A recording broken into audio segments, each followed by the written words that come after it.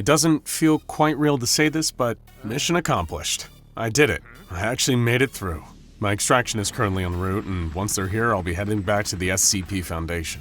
It doesn't feel like 100 days since this all started. If anything, it feels like a lot longer. But it's done now. The mission is finally over. And now the real work begins. I'll be taken in for debriefing when I arrive, so I'd better get my story straight before the transport gets here. Here's how I survived 100 days infiltrating the Chaos Insurgency.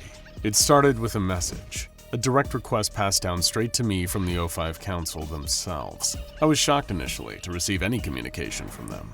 The Council were hardly hands-on bosses, preferring to coordinate the Foundation from a station far, far above mine. I was part of a mobile task force, used to being out in the field, so when I got the message saying the Council wanted to talk to me, I wasn't quite sure what to make of it. I went through various stages of reaction in my head, first being honored that they had singled me out, then that turned to worry. Had I done something wrong, or was this some kind of dismissal from the Foundation?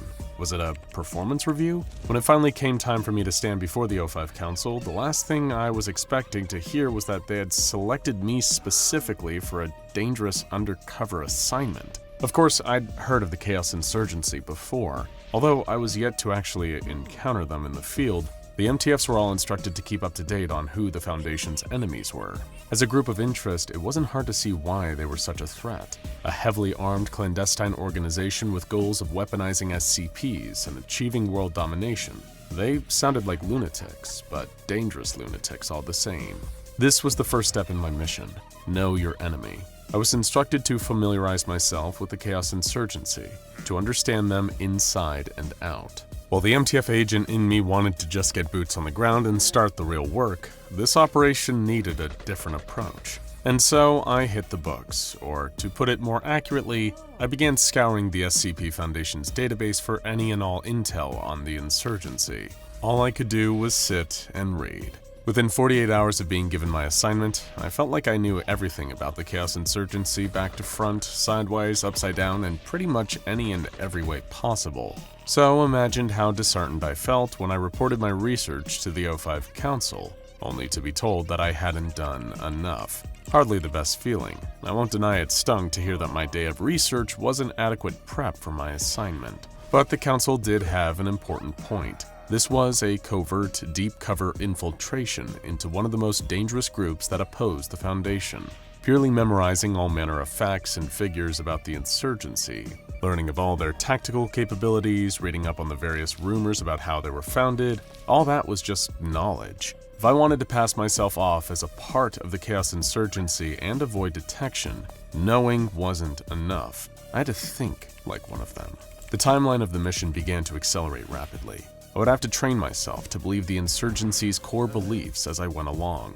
Events weren't going to wait for me to be ready. The Council informed me that they were aware of a double agent working for the Chaos Insurgency from within the SCP Foundation itself. Obviously, I had heard rumors that there were operatives embedded within the ranks of the Foundation, but what was more surprising was that the O5 Council seemed to already know who these agents were.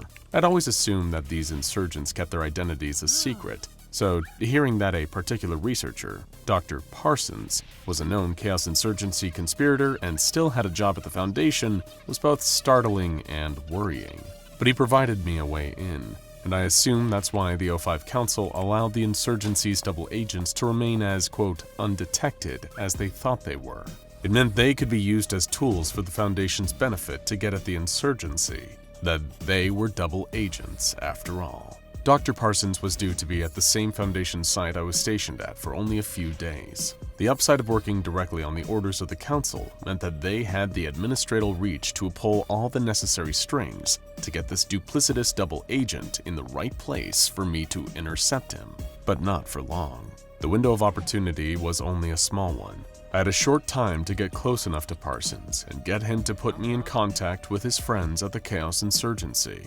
Of course, I had to be tactful about it. If I came on too strong, there was a strong chance the double agent would easily detect that something was off and that his cover had been blown. So the plan was simple. Strike up a conversation with the spy in a way that wouldn't arouse suspicion and would compel him to assist my joining the Chaos Insurgency. Actually, simple might not have been the right word. The day of my confrontation with Parsons, I was uncontrollably nervous. I could feel myself shaking and silently hoped that it wasn't noticeable to anyone looking at me. The mess hall was decided as the best place I could drum up some kind of conversation with him. As I picked up my food tray, I spotted the doctor taking a seat in the far corner. Cautiously, I approached and asked if I could join him. In the back of my head, I kept reminding myself I had to play it casual.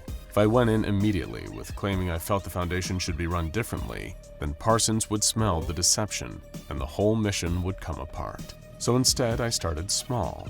We drummed up a conversation about the quality of the food the Foundation catering team had given us, or rather, the lack of quality. Then we chatted about containment procedures and various anomalies that we had each encountered in our different jobs. Lunch was wrapping up. We'd both finished our food, and I knew my window was about to close. And so I threw into conversation, you ever get sick of the way they do things? The entire next day, I was on edge, worried that I'd thrown my assignment and alerted Parsons that the Foundation was aware of his ties to the insurgency. I didn't leave the task force barracks, confining myself to my quarters. If I left, there was always a slim chance of running into Dr. Parsons, or that the council would call me in to reprimand how I handled first contact. To my surprise, my paranoid thoughts were broken by a direct message from Parsons. He mentioned being intrigued by some of our conversation the previous day, and being disappointed I hadn't been in the mess hall this lunchtime to continue discussing certain aspects. It felt weirdly nice being friendly, only to then remember the man was a double agent for the Chaos Insurgency. His message went on to suggest we should meet in private in his office, and that's when the tension really hit me.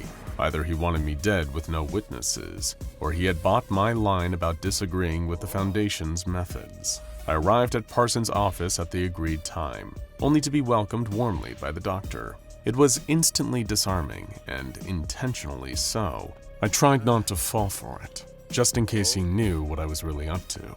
But at the same time, I couldn't let it show. Dr. Parsons seemed to pick up our discussion from the other day, immediately talking about how the SCP Foundation would be better off putting anomalies to use rather than keeping them contained. I was surprised how brazen he was being. But then again, the council knew he was a mole.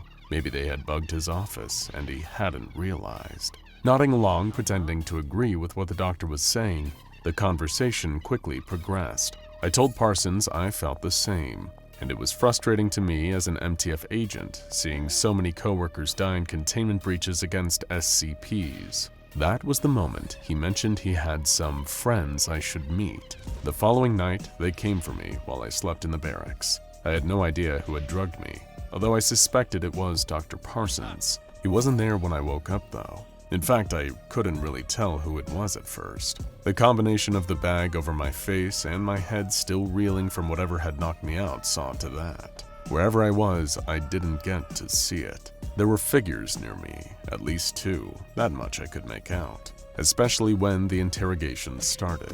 They were Chaos Insurgency.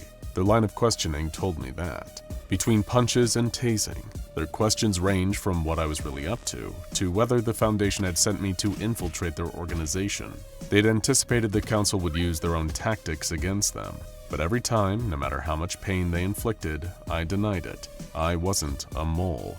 I told them over and over again, I believed what they believed. After over a week of torture, the bag came off, and I was greeted by the sight of my captors in Chaos Insurgency tactical gear. They informed me that I had passed the initial phase of their recruitment process, and after suffering so much, that should have come as a relief. My mission to infiltrate them was progressing, but their interrogation had left me exhausted and in intense pain. The pair of insurgents made it very clear that I wasn't one of them, though. Not yet. In order to fully join their ranks, they wanted to send me on an operation with one of their armed detachments. If I complied with orders and made a deliberate act against the SCP Foundation, that would tell them that I was ready to become part of the Chaos Insurgency. If I refused or the mission was deemed to be a failure, it would mean an on-the-spot execution. Hiding my reluctance, knowing I wouldn't be able to forewarn the Foundation, I agreed. I spent the next several days with a new group of insurgency operatives. None of them gave me their names, nor any actionable intel I could pass on to the Council. I just had to refer to them by their various Gamma and Beta class numbers, their ranks within the Chaos Insurgency. The mission was an extraction. As part of their efforts to utilize anomalies, the insurgency would often launch violent raids on the Foundation to capture SCPs. Their target this time was SCP-2800, Cactus Man. He was mostly harmless save for his spines, but the group's leaders, Delta Command, wanted to force SCP-2800 to join their ranks. I had to treat it like any other operation with my MTF, trying to force myself to forget that I was on the wrong side as we broke into the site containing SCP-2800. He didn't want to leave, but I hoped that the Foundation would eventually launch a countermission to rescue him. All that mattered for now was making the insurgency see that I could be helpful and useful to them. Sure enough, the Foundation did recover SCP-2800, and by the time they did, the Chaos Insurgency had already welcomed me into their ranks. I'd proven myself and that I shared their beliefs in utilizing the anomalies to realize their goals. During the mission, I had made it a point of showing my experience and skills as an MTF operative, hoping that would impress them. It seemed to have done the trick, as I was made a member of Beta Class, still under the command of Gamma and Delta Command above them. But it was a start, at least not as low in the chain as the Alpha Class were. They were the insurgency recruits with no experience dealing with anomalies, and who only joined to escape their miserable lives. Delta Command considered Alpha Class expendable, as if they were little more than cannon fodder. I couldn't help but feel bad for them, especially when I realized that the Foundation treated their D-Class exactly the same. Even the MTFs were mostly foot soldiers to them. Now established within the insurgency's ranks, I spent the next 2 weeks finding out everything I could about their operations and reporting back to the O5 Council through a secure encrypted channel. Part of my infiltration mission was to see if I could locate the Engine, a mysterious anomalous artifact that had apparently influenced the earliest members of now Delta Command to form the Chaos Insurgency in the first place. There was no sign of the Engine anywhere in the compound I was stationed at. Then again, its location was likely a closely guarded secret. I did, however, encounter one of the anomalies within the insurgency's possession. It was SCP-1316, what appeared to be an ordinary and harmless kitten named Lucy. But in actuality, SCP-1316 was an intelligent and sophisticated listening device, used to spy on the Foundation and report back to the insurgency.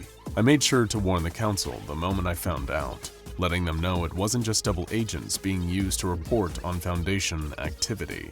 Just as things were starting to form a regular pattern, things seemed to start going south. A few of my fellow insurgents seemed to mention things in conversation that made me start to feel paranoid. They weren't directly referencing me, but they talked openly about what they'd do if they found out the Foundation had tried to spy on the insurgency, and none of it was pleasant. I spent the rest of the day racked with worry. There was no way they could have known I was communicating with the O5 Council, or that the only reason I was there had been to gather intelligence on the Chaos Insurgency. It could have just been what people talked about here, although I couldn't shake my concern that maybe my cover had been blown, that this was their subtle way of telling me the Chaos Insurgency was on to me. The worrying left me no choice, and I raised my concerns with the Council the first chance I got.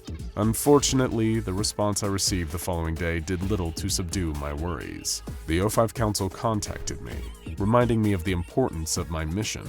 I was to infiltrate and report back to them, find the Engine or at least its location.